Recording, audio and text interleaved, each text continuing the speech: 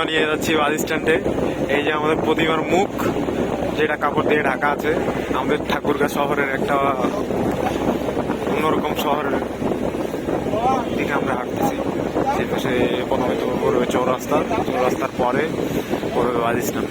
আর সেই bus stand মাঠেই আমাদের সরস্বতী পূজা।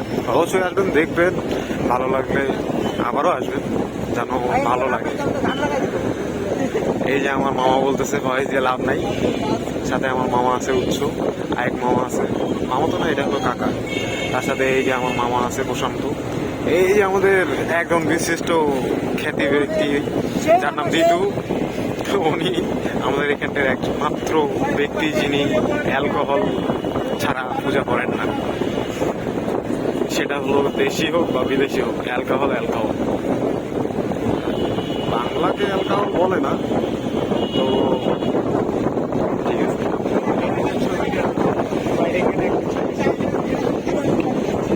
পূজা মামা কেমন লাগতেছে? পূজা চলে আসছে। এই যে আমার মামা। মামা পূজা হবে তো ভালো?